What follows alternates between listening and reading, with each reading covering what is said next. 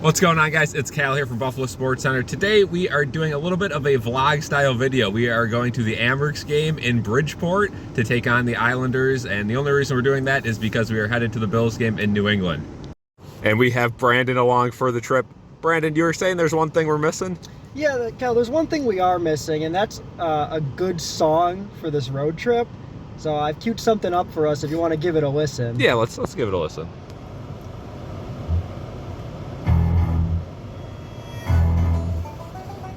All right, so first rest stop of the area. We're still in New York here, as you can see by this lovely sign.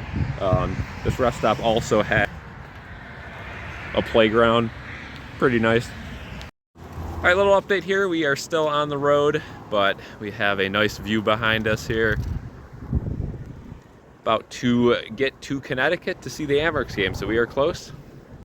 I mean, look at this incredible view of the Hudson. Nice little log mansion in the middle there. Just an incredible view. Then we saw Smokin' Joe's on the way there too. Look at this picture Brandon got of me. I mean, just absolutely majestic. Here's me and Brandon at Smokin' Joe's. Posted up. You'll love to see it. We're going to Connecticut. Of course, we had to get some pizza. Sally a Pizza was apparently the best pizza in the nation, according to Dave Portnoy. Tried it, and it was pretty darn good. I got to agree. Finally pulled up to the Bridgeport Islanders arena. We were a couple hours early, so we had plenty of time to roam around. Here is the train station right next to it, but we finally got in there, and we were greeted by their mascot. I don't know why, but they didn't scan our tickets, so we could have just showed up for free, but, you know, it is what it is. Here's the video of the concourse here before the game. These people were pretty excited to be filmed. They waved, but it wasn't on camera. These were our seats. Pretty darn good seats, right? Third row, center ice. Yeah, pretty darn good seats indeed. The Islanders had some nice hype packages. You see those lights up there? That was pretty cool throughout the entire game. Here come the Islanders out to warm up. Again, a standard AHL warm-up. There's the Amerks coming out too. Came out of the opposite side there. As you could see, Sandstrom, the starting goaltender, warming up, Levi across from him, and here was the intro. They had this nice little siren going on. Apparently this place can hold 10,000 people. Didn't look like it, but yeah, there was definitely not 10,000 people there for the game. Again, a nice little light show. The Islanders did a really nice job with their presentation. Back to the concourse, though, here they had a nice little area set up for kids, some little games, throwing balls in like little slots there, and a bounce house. There's the scoreboard, which was better than the Sabres scoreboard up into the new one that we got. And there's their playoff banners, championship banners. They had some kids singing the national anthem. There's Tage Thompson's brother. Had to get a picture of him.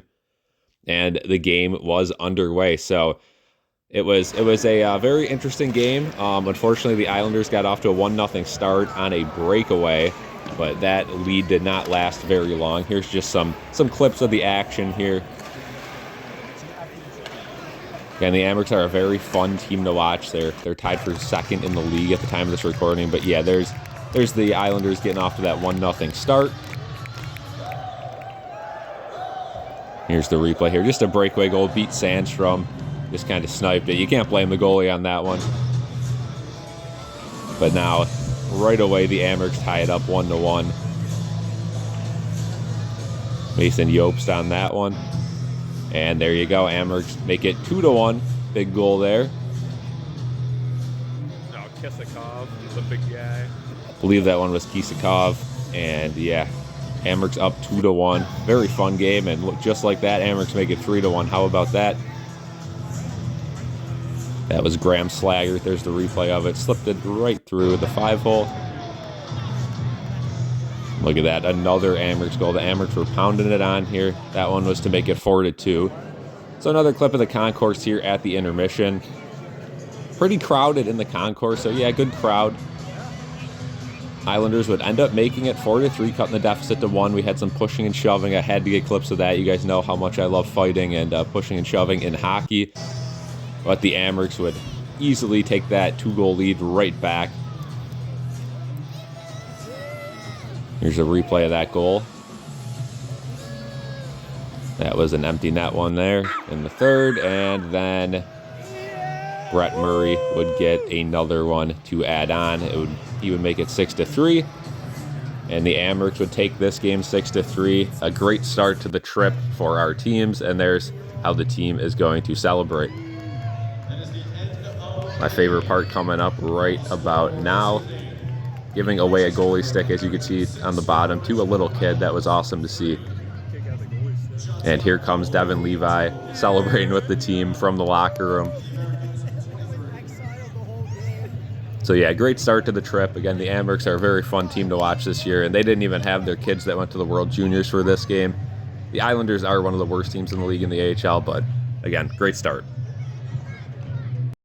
All right, so that is the final here. The Sabres beat the Bridgeport Islanders.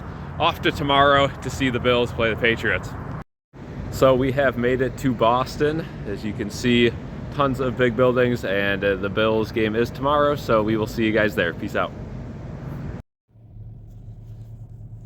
And we are back in the car. We are on our way to Foxborough. So again, big game today. We met some Patriots fans, and obviously they are all trying to lose the game because they would get the #1 overall pick, but they also still do not like Buffalo, so they wouldn't mind to win as well. So mixed reactions here from Patriots fans. Tons of Bills fans in the subway and the subway area, so that's good to see. We'll see you at the stadium. So starting off the main event of this trip, we're walking down the city streets of Boston. Boston was a great host, had a very good time.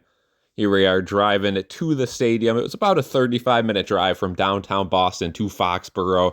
Not a whole lot of traffic just because, the Patriots kind of stink this year, and it certainly wasn't a sellout. Here's a picture of the Liberty Mutual Insurance Building. Liberty Bibberty, had to get that one in. And then we arrived at the stadium. So yeah, there's a picture walking up. There's going to be a few more coming up here. The outside of the stadium was really nice. They had some stuff. Look at the sign, the Patriots sign there. You can see a detailed view of the lighthouse there.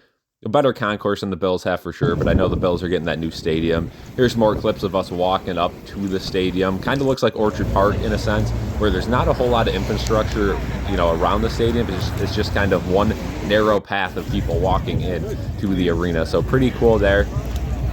You can see the stadium from the distance there. Once we got up here, this was kind of on the little concourse here, climbing up to the 300s level. You could see the swarms of people going in, and we finally made it to our seats. And I gotta say, for a very cheap ticket, these are very good seats. Definitely worth the trip. Again, something about center ice or midfield. That's what we were feeling on this trip. 300 level this time, though. So there's the scoreboard, really cool. Those Gillette logos lit up pretty nice according to what was going on. They could turn like white, black and white, blue. They had gradient, which was nice. There's the flag they put out there. And there are Bills coming onto the field for the game. And here were the Patriots coming onto the field for the game. Again, the Patriots, they had a nice little thing here. You can see the flames going up on the left-hand side there. As you can see, Tyler Bass and Sam Martin kicking on the field, waiting for the Patriots to arrive here. And now here you can see them come out from that brick building on the left-hand side, and then they just go through that tunnel.